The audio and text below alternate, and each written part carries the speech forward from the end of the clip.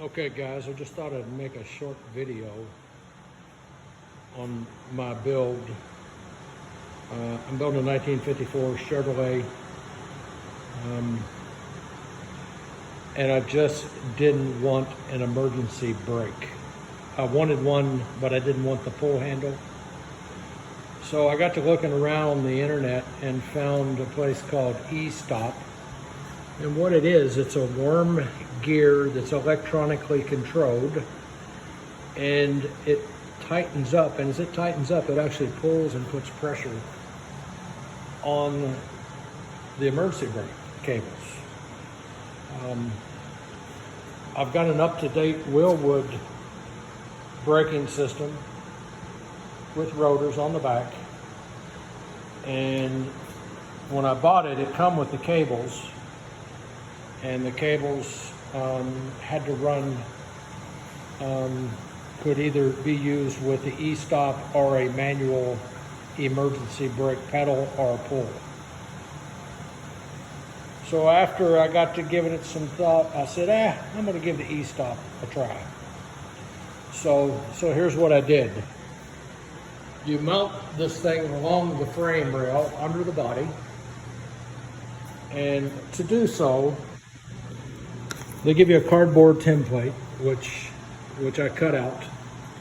Well, I kind of run into a snag. I had the brake lines actually running along the frame rail, and I didn't want to rebend them. So what I ended up doing was, after I made the template, held the template out, marked the frame, drilled the frame, and then I ended up putting in brass standoffs. So you kind of got to get your clearance of what you're going to need. And so I started off actually running the cables, and I run the cables from the rear housing. I ended up making my first connection here at the top of the hog head, and then I come on over, and on this side of the frame I ended up drilling, and I used a cap screw. It's a cap with a washer. So I drilled the hole, threaded, tapped it, and made this install. And then of course, here's how it connects on the other side. You actually snap the emergency cable over the emergency pull.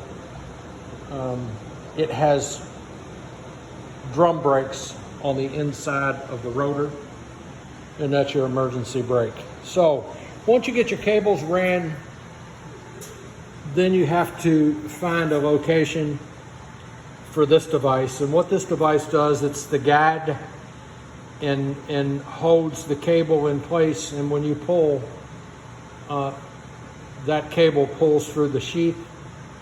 And then of course, I drilled and tapped this device and locked it down with, I used blue Loctite.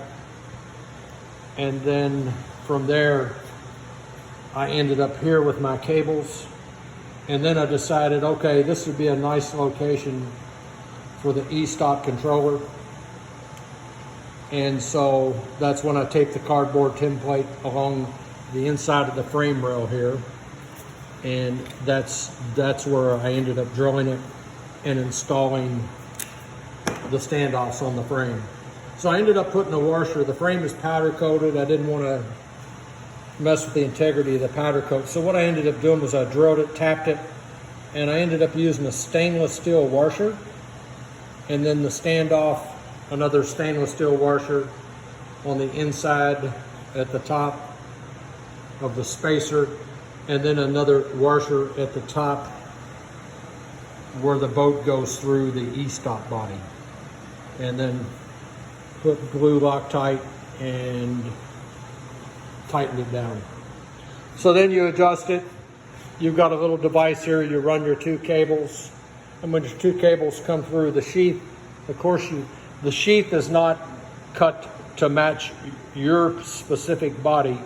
So what you have to do is you have to pull this cable. You got to pull it completely out, mark your sheath, cut it, stick it in, and then reroute your cable back in. And then of course you have to adjust the length here. And what I ended up doing was I wrapped it in a black electrical tape, and then I took a cutoff wheel and I cut them to length. And then you adjust this E-stopp pull strap, and it goes through this little bar here. And then of course you feed the passenger side and the driver's side cable through, adjust it, and tighten them down. So that's fully extended. Now, what you can do if you want to try it beforehand is you can actually set you up a battery. And if you touch the brown wire to the positive lead and the blue wire to the negative lead, you can actually actuate it and make it work. And I'll do that if I can do it with two hands here.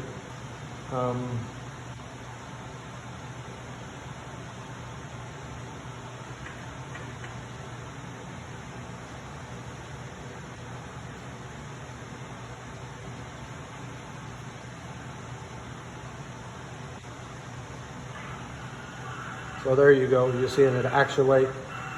It's actually pulling. And there you go. So that's the install of the E-stopp. I just thought I'd give different ones a heads up. The directions aren't real clear, so you kind of gotta wing it. But I think all in all, it's a good install. It's a good product. Like it very much. And this is the final product. So thank you very much for watching the video. Hope you enjoy. Hope it may have helped someone. So have a good day.